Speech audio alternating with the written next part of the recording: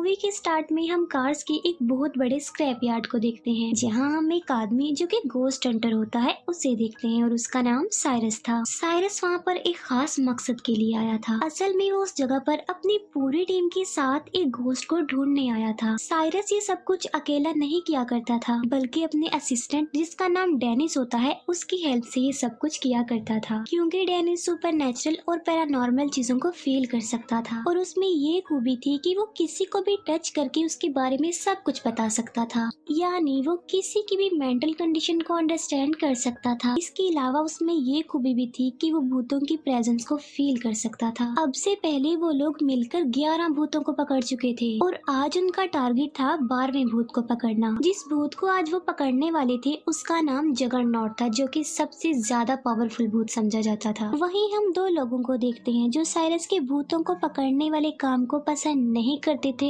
और वो उसे ऐसा करने से मना करते हैं, लेकिन साइरस उनकी एक नहीं सुनता और अपने मिशन के लिए आगे बढ़ता है। उन लोगों ने जो भी कहा होता है वो उसे इग्नोर करके अपने भूत को तलाशने लग जाता है और अपनी टीम की हेल्प से उस पूरे स्क्रैप यार्ड में खून का छिड़काव करवा देता है और साथ साथ स्पीकर में मैजिकल वर्ड्स भी प्ले कर देता है। मंत्र को सुनकर थोड़ी देर गुजर जाने के बाद जगरनॉट वो भूत वहाँ पर आ जाता है। अब क्योंकि जगरनॉट एक खतरनाक भूत था तो वो आते ही एक एक करके सबको मारना शुरू कर देता है। साइरस जगरनॉट को कैद करने के लिए एक काफी बड़ा ग्लास का बॉक्स भी अपने साथ लाया होता है, जिस पर चारों तरफ भूतों को कैद करने वाले कुछ स्पेल्स भी लिखे होते हैं। अब जगरनॉट सबको मारते हुए फाइनली उस ग्लास बॉक्स में चला जाता है और उसमें कैद हो जाता है। लेकिन इसमें एक कर्ज था और वो ये कि जब से जगरनॉट उस जगह पर आया था वहाँ हलचल सी मच गई थी। हालात अजीबोगरीब हो गए और तो और टीम के काफी लोग भी मारे जा चुके थे और उन मरने वाले लोगों में साइरस भी शामिल था। जी हाँ, साइरस भी अब मर चुका था। इसके बाद हमें एक फैमिली दिखाई जाती है जिसमें टोटल 5 लोग थे, जिसमें घर के हेड का नाम आर्थर था। घर में आर्थर का एक बेटा, एक बेटी और उन बच्चों की केयर टेकर थी। आर्थर की वाइफ वहाँ पर नहीं थी क्योंकि उसकी वाइफ आग लगने की वजह से जलकर मर चुकी थी और उनकी फाइनेंशियली कंडीशन भी काफी ज्यादा बुरी थी, जिसकी वजह से आर्थर का घर के सिस्टम को लेकर चलना भी मुश्किल हो रहा था और जाहिर है इन हालात में सरवाइव करना काफी डिफिकल्ट था। और इन्हीं हालात में एक दिन साइरस का लॉयर उन लोगों के घर पर आता है। यहाँ पर हमें ये बात पता चलती है कि साइरस आर्थर के अंकल थे। वो लॉयर आर्थर से कहता है कि साइरस की डेथ हो गई है और इसी वजह से अब उसकी सारी प्रॉपर्टी और उसके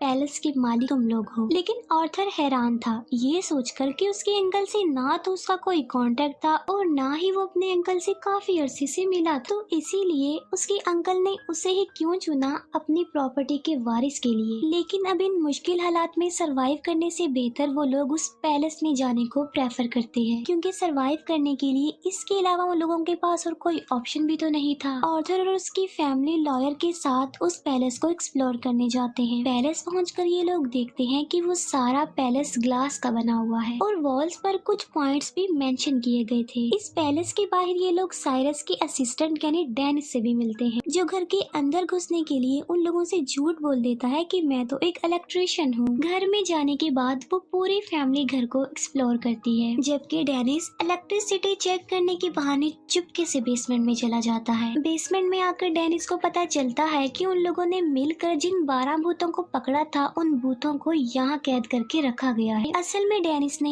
एक क्रीपी ग्लासेस पहन रखी थी, जिसकी वजह से वो उन भूतों को देख पा रहा था। डेनिस को जब ये सब पता चलता है तो वो सारी बात आकर आर्थर को बता देता है और कहता है कि यहाँ से जितना जल्दी हो सके निकल जाओ, और हवेली के पेपर्स पर साइन करने से भी मना करता है और साथ साथ वो अपने बारे में भी बता देता है कि मैं कौन हूँ। लेकिन आर्थर तो उसकी बातों पर बिलीव करने को तैयार ही नहीं था। फिर हम देखते हैं कि वो लॉयर अपनी पेमेंट लेने के लिए बेसमेंट के एक रूम में जाता है। असल में वो लॉयर भी इन भूतों के बारे में जानता था। लॉयर कैश वाला बैग वहाँ से उठाता है और वो बैग एक लीवर मशीन पे रखा हुआ था। बैग उठाने की वजह से वो लीवर ट्रिगर्ड हो जाता है और पूरा पैलेस लॉक्ड हो जाता है और सारे बॉक्स जिनमें भूतों को कैद किया था वो भी ओपन हो जाते हैं और सारे के सारे भूत एक एक करके आजाद होने लगते हैं। लॉयर जब वहाँ से जा रहा होता है तब उसका सामना एक फीमेल गोस्ट यानी एंग्री प्रिंसेस से होता है और जान बचाने के लिए वो भागने लगता है, लेकिन 2 ग्लास डोर में फंसने की वजह से उसकी बॉडी के 2 टुकड़े हो जाते हैं। आर्थर के बच्चे इस घर में आकर काफी खुश होते हैं। आर्थर का बेटा खेलते खेलते खेलते बेसमेंट में आ जाता है और वो बच्चा भी वो ग्लासेस पहन लेता है, जिसकी वजह से उसे गोस्ट नजर आने लगते हैं और उन भूतों में उसकी मदर का गोस्ट भी था। वो बच्चा डर कर भागने लगता है लेकिन दीवार से टकरा जाने की वजह से बेहोश हो जाता है और तभी हम देखते हैं कि उस बच्चे को घसीट कर कोई ले जा रहा होता है। उस बच्चे की अचानक मिसिंग होने की वजह से उसकी सारी फैमिली परेशान हो जाती है और वो लोग उसे ढूंढने लगते हैं। उन बच्चों की केयर टेकर को गोस्ट पर बिलीव नहीं था। डेनिस उसे भी वो ग्लासेस पहना देता है, जिसकी वजह से अब वो भी गोस्ट को देख पा रही थी। उस बच्चे की सिस्टर उसे ढूंढते ढूंढते बेसमेंट में आ जाती है और यहाँ पर उसका सामना सबसे पावरफुल और खतरनाक गोस्ट से होता है। डेनिस को पता था कि ये गोस्ट जगरनॉट के बाद सबसे खतरनाक भूत है। वो भूत आर्थर की बेटी को मारने ही वाला होता है कि तभी हमें वो लेडी दिखाई जाती है जिसे हमने पहले भी देखा था। वो लेडी जो साइरस के काम को डिसलाइक करती थी, वो उस भूत को वहाँ से भगा देती है और आर्थर की बेटी को बचा लेती है। वो लेडी कहती है कि मैं भूतों और डीमंस को भगाने की एक्सपर्ट हूँ और मैं उन भूतों को यहाँ से भगाने आई हूँ। वो लेडी आर्थर को एक काफी पुरानी बुक भी दिखाती है और वो इतनी पुरानी बुक थी जो कि 50th सेंचुरी में लिखी गई थी। इस किताब को लिखने वाला एक नजूमी था। वो कहती है कि इस बुक में एक ऐसी मशीन का जिक्र किया गया है जिसकी मदद से हेल का दरवाजा खुल सकता है और किसी भी इंसान के पास्ट, प्रेजेंट और फ्यूचर के बारे में भी जाना जा सकता है। असल में जिसने भी ये किताब लिखी थी उसे भी शैतान ने पोजेस्ड किया हुआ था और उसने इसी हालत में ये किताब लिख दी। बुक के अकॉर्डिंग इस मशीन को चलाने के लिए टोटल 13 भूतों की पावर की जरूरत है और ये बुक साइरस को मिली थी। और यहाँ पर ये राज खुलता है कि वो मशीन कोई और नहीं बल्कि साइरस का ये घर था और साइरस इन भूतों को इसीलिए पकड़ रहा था ताकि इनकी पावर से वो हेल का दरवाजा खुल सके। अब जाहिर सी बात है 13 भूतों की पावर उन्हें चाहिए थी तो 12 तो उनके पास हो गए थे, अब सिर्फ उन्हें एक भूत चाहिए था। ये बातें सुनकर आर्थर को बिल्कुल भी बिलीव नहीं आ रहा था। इस कन्वर्सेशन के दौरान आर्थर को रियलाइज होता है कि अब उसकी बेटी भी गायब हो चुकी है। वो सारे भूत इन पर अटैक कर रहे थे और इसीलिए जान बचाने के लिए वो एक लाइब्रेरी में आ जाते हैं, क्योंकि उस घर की लाइब्रेरी ही एक सेफ प्लेस थी क्योंकि वहाँ पर मैजिकल स्पेल्स थे। वो लेडी आर्थर को बताती है कि तुम्हारी वाइफ का गोस्ट भी इसी घर में है जो कि भूतों में से चौथे नंबर पर है। वो लेडी आर्थर को कहती है कि इस मशीन को एक्टिवेट करने के लिए 13 भूत चाहिए और अगर आर्थर खुद को सेक्रीफाइस करके 13वां भूत बन जाता है तो उसके बच्चे बच जाएंगे और सारे भूत आजाद हो जाएंगे, क्योंकि 13वां गोस्ट जिसने भी बनना था उसकी शर्त ये थी कि वो सेक्रीफाइस करने वाला हो और उसके अंदर एक प्योर लव हो। और इसी वजह से कुछ भी हो जाता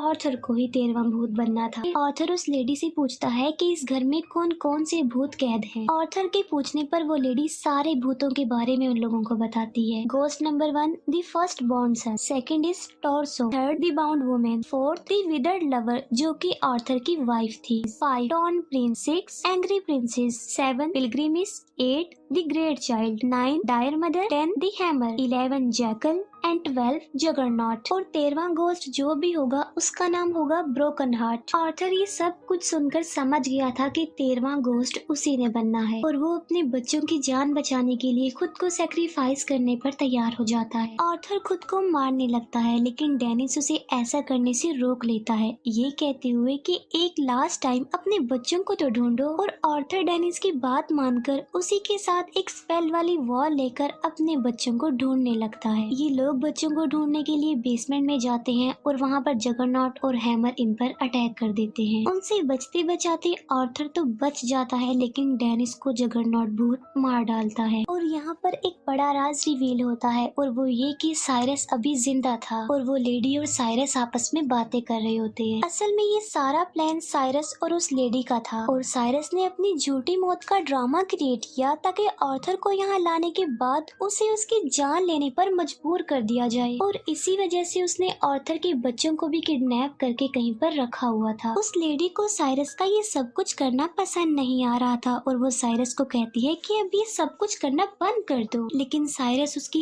एक भी सुने बगैर उसे जान से मार डालता है। अब क्योंकि उस लेडी के मरने से 13 गोस्ट पूरे हो गए थे तो मशीन चल पड़ती है और साइरस मशीन चलने के बाद सब भूतों को इकट्ठा करता है और ये सारे भूत घूमने वाली एक बड़ी मशीन के सामने आकर खड़े हो जाते जाते हैं और मशीन आहिस्ता आहिस्ता चलने लगती है। आर्थर के बच्चों को साइरस ने इस मशीन के सेंटर में रखा हुआ था। आर्थर वहां आकर अपने बच्चों की जान बचाने के लिए अपनी जान की कुर्बानी देने लगता है, लेकिन बिल्कुल ठीक वक्त पर उसकी नजर साइरस पर पड़ जाती है। साइरस को जिंदा देखकर आर्थर को गुस्सा आ जाता है और वो उस पर अटैक कर देता है। दूसरी तरफ बच्चों की केयर टेकर मशीन के कंट्रोल रूम में जाकर कंट्रोल एरिया से छेड़छाड़ करती है, जिसकी वजह से मशीन टूटने लगती है। मशीन टूटने की वजह से सारे भूत एक एक करके आजाद होने लगते हैं। ये सारे भूत मिलकर साइरस पर अटैक कर देते हैं और साइरस को उस घूमती हुई मशीन के बीच में फेंक देते हैं, जिसकी वजह से साइरस कई टुकड़ों में कट जाता है और उसकी मौत हो जाती है। इसी दौरान आर्थर को अपनी वाइफ का गोश्त भी नजर आता है, जो कहती है कि बच्चों को बचा लो। आर्थर अपने बच्चों तक पहुंच जाता है।